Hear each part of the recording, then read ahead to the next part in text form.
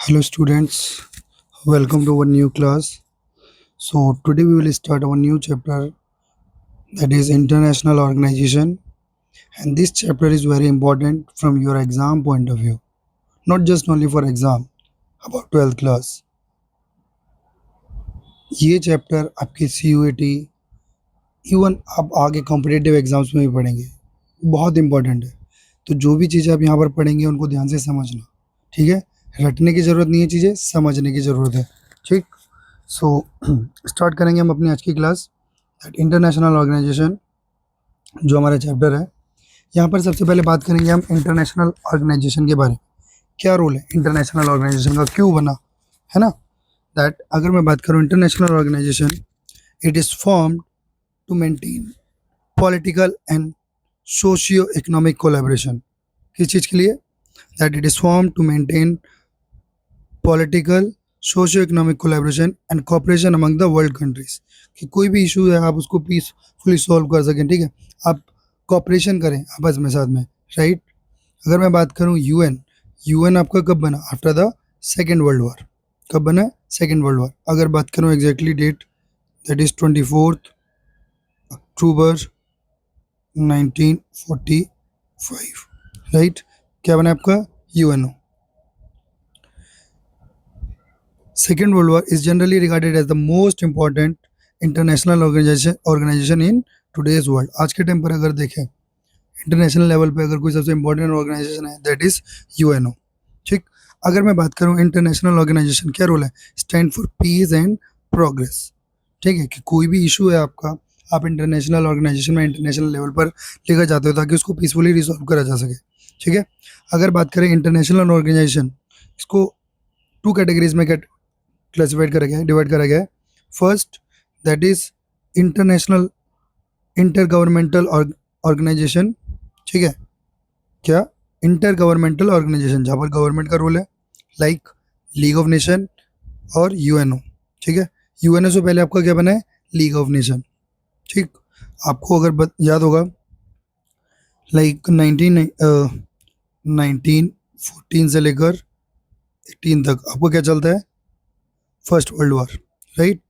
First world war जब आपका ख़त्म होता है तब 1919 में आपका क्या साइन होता है, लीग ऑफ नेशन।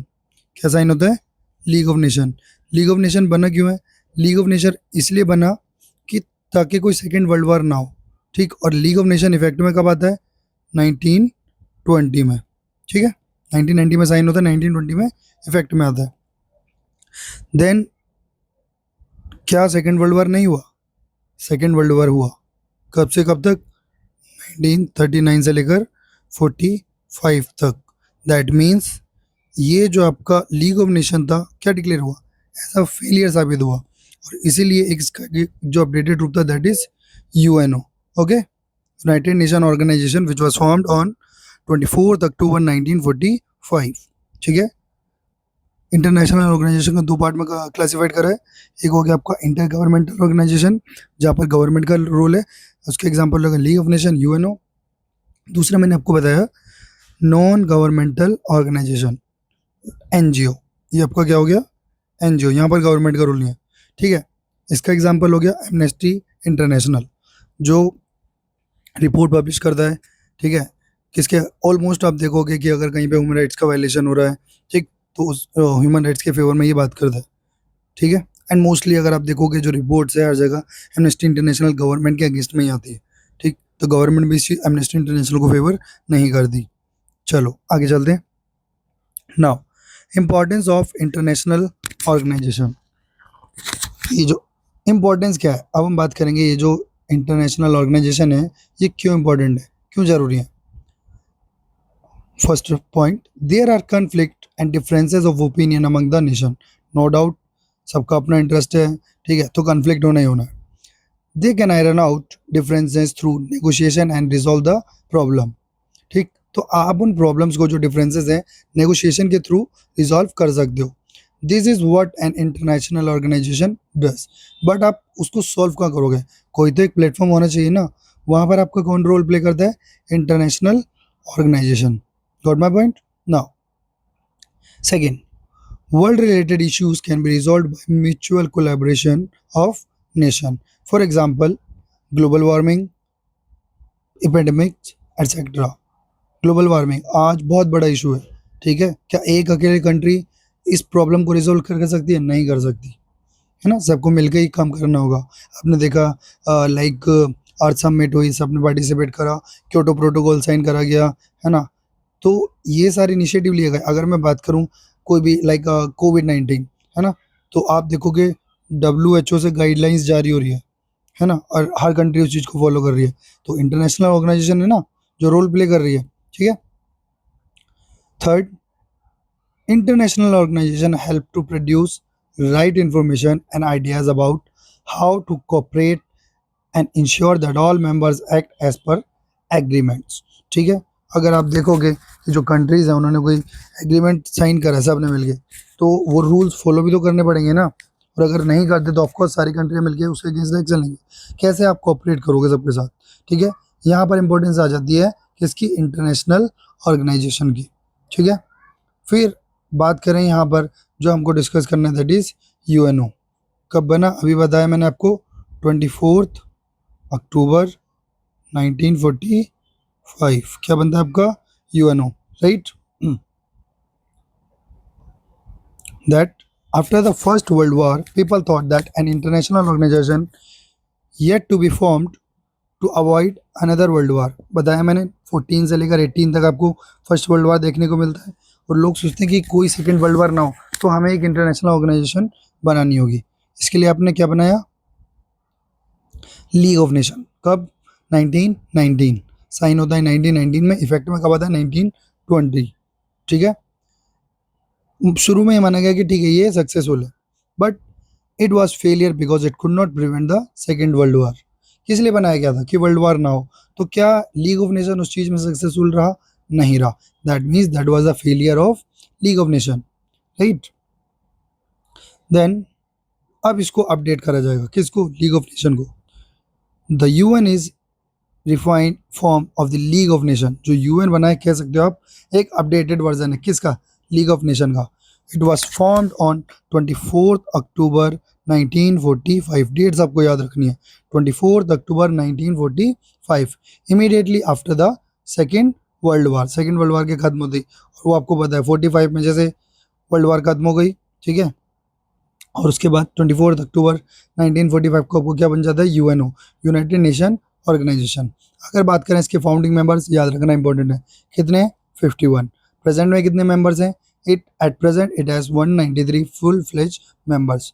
प्रेजेंट में कितने मेंबर्स हो गए? 193। चलो आगे चलते हैं। अब मेन ऑब्जेक्टिव क्या है? सबसे जो मेन ऑब्जेक्टिव है, एक तो ये है कि वर्ल्ड वार ना हो, ठीक है, सबसे जो मेन टारगेट है। Its main objective is to prevent international conflict, right, and to facilitate cooperation among the nation, ठीक है। कन्फ्लिक्ट ना हो, ठीक है, उसको रोकना और कोऑपरेशन करना कंट्रीज के बीच में, ठीक है। अगर बात करूँ ये जो यूएनओ, ये जो नाम दिया, ये किसने दिया? ये टर्म किसने दिया? That was given by Franklin D Roosevelt. याद रखना आपको, that he was American president. ये टर्म, यूएनओ टर्म किसने दिया? फ्रैंकलिन डी रूजवेल्ट ने। ओके, आपको पता चल गया, हिस्ट्री पता चल गई यूएनओ की। कब बनता है? 24 अक्टूबर 1945। इससे पहले आपका क्या था? League of nation. League of nation क्यों बना था? लीग ऑफ नेशन बना था फर्स्ट वर्ल्ड वॉर के बाद, कि कोई सेकेंड वर्ल्ड वॉर ना हो, बट सेकेंड वर्ल्ड वॉर होता है तो लीग ऑफ नेशन को माना जाता है as a failure, and then आपका बनता है क्या? UNO, 24 October 1945। And no doubt अभी तक कोई थर्ड वर्ल्ड वॉर नहीं हुआ, so we can say that is the success of UNO.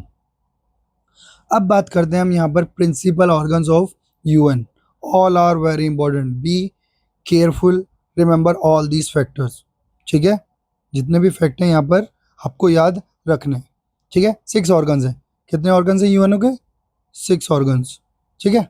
चलो सबसे पहले बात करेंगे हम किसके बारे में? General Assembly. किसके बारे में बात करेंगे? General Assembly. All UN members states are member of General Assembly. That means 193 equal representation with 1 vote, ठीक है। सबको एक वोट का अधिकार है, और यूएन का बजट भी कौन देखता है? जनरल असेंबली देखती है, ठीक है। It is also known as world parliament, ये पूछा हुआ सवाल है, याद रखना, ठीक है। जनरल असेंबली को वर्ल्ड पार्लियामेंट भी बोला जाता है। कोई भी अगर आप देखोगे कोई नॉर्मल इशू है तो सिंपल मेजोरिटी से पास होगा, और कोई क्रिटिकल इशू है, इंपॉर्टेंट इशू है तो स्पेशल मेजोरिटी से, ठीक है। And majority you all know, simple majority, absolute majority, effective majority and special majority, आप पढ़ के आए हो 11th में, ठीक है। चलो नेक्स्ट इज सिक्योरिटी काउंसिल। अगला क्या है? Security council, which is very important. कितने मेंबर्स हैं? 15। टोटल कितने मेंबर्स हैं यहाँ पर? 15, ठीक है। 5 परमानेंट, 10 नॉन परमानेंट, और we can say temporary members. 5 permanent की अगर बात करूँ, कौन कौन? UK, USA, France, Russia, China, ठीक है। यूके, यूएसए, फ्रांस, रशिया और चाइना, ये कौन है? They are also known as P5। क्या बोला जा रहा है इनको? P5, okay. अब क्या चीज़ है जो परमानेंट मेंबर को ज़्यादा पावरफुल बनाती है, बाकी सबसे अलग कर दी है? इनके पास है veto power, they are having veto power. Veto power क्या है? फिर अगला सवाल, that to vote in a negative manner against a particular decision in the UN council. दैट मीन्स अगर P5 अगर P5 मेंबर्स में से एक भी अगेंस्ट में वोट कर देता है तो वो बिल पास नहीं हो सकता, ठीक है। That's why it is called negative vote, ठीक। अगर बात करूं टेम्परेरी मेंबर्स या non permanent members, the temporary members are elected by 2/3 majority of the General Assembly for 2 years, ठीक है। कितने साल के लिए चुने जाते हैं? 2 साल। इंडिया अभी तक 7 बार नॉन परमानेंट मेंबर बन चुका है, फिलहाल दावा कर रहा है किस चीज़ के लिए? परमानेंट मेंबरशिप के लिए, ठीक है। Now third organ, that is Economic and Social Council. Members की अगर बात करूं, 54 member based on geographical representation. कितने साल के लिए चुने जाते हैं? 3 years, right. And 1/3 of its member get retire every year, ठीक है। क्या इश्यूज देखते हैं ये? It deals with socio economic and cultural issues, ठीक है, नाम से पता चल रहा है, सोशल एंड इकोनॉमिक काउंसिल, ठीक है। चलो अगले चलते। Next is ICJ, ICJ international court of justice, ठीक है। कितने मेंबर्स हैं? 15। कितने साल के लिए चुने जाते हैं? 9 साल के लिए, bye absolute majority. I hope you know about that absolute majority in both general assembly and security council, right. अगर एब्सोल्यूट मेजोरिटी की बात करूँ, सिंपल एंड इफेक्टिव मेजोरिटी से डिफिकल्ट होती है, हालांकि सिंपल स्पेशल मेजोरिटी से आसान होती है, ठीक है। अगर बात करूं यहाँ पर इंटरनेशनल कोर्ट ऑफ जस्टिस, यहाँ की ऑफिशियल लैंग्वेज क्या है? इंग्लिश और फ्रेंच। हेडक्वार्टर कहाँ है? Hague, Netherland. Now fifth, that is trusteeship council. Fifth organ क्या है? Trusteeship council. It was suspended on 1 November 1994 with the independence of Palau, ठीक है। कॉलोनिज्म के अगेंस्ट में रहते हैं after the independence of Palau, ठीक है। The last UN trust territory, ठीक है। तो क्वेश्चन कई बार होता है कि क्या ट्रस्टीशिप अभी भी यूएनओ का पार्ट है? यस, ट्रस्टीशिप काउंसिल अभी भी यूएनओ का पार्ट है, सस्पेंडेड है लेकिन अभी भी पार्ट बना हुआ है, ठीक है। Now next, that is secretariat. कोई ऑफिस तो चाहिए ना काम करने के लिए, सारी चीज़ें कहाँ करोगे? So next is secretariat. It is an administrative headquarter of UN, ठीक है, सारी एडमिनिस्ट्रेटिव चीज़ें कहाँ होंगी? Secretariat. It is its head is general secretary. Current में कौन है? एंटोनियो गुटरेस, जो आपका क्या है? जनरल सेक्रेटरी, ठीक है, करंट का। इससे पहले बॉन की मून थे, ठीक। आपको करंट का याद रखना है, एंटोनियो गुटरेस, नाम मत भूलना। Secretary general is appointed by general assembly with the recommendation of secretary security council. इनकी रिकमेंडेशन पे चुना जा रहा है कौन? जनरल सेक्रेटरी, ठीक है। Secretary general term is 5 year and can be री इलेक्टेड। कितने साल के लिए चुना जा रहा है? 5 साल के लिए, और दोबारा से चुना जा सकता है। एक और चीज मजेदार, secretary general is elected from the non permanent members state. कहाँ से चुना जा रहा है? नॉन परमानेंट मेंबर्स जो हैं उनके स्टेट से चुना जाएगा आपका कौन? जनरल सेक्रेटरी, ठीक है। आई होप यहाँ तक क्लियर होगा। 6 ऑर्गन्स के बारे में मैंने बताया यहाँ पर आपको, that first is general assembly, another one is security council, economic and Social council, international court of justice, trusteeship council and secretariat. I hope UNO के बारे में समझ में आया होगा यहाँ पर, ठीक है।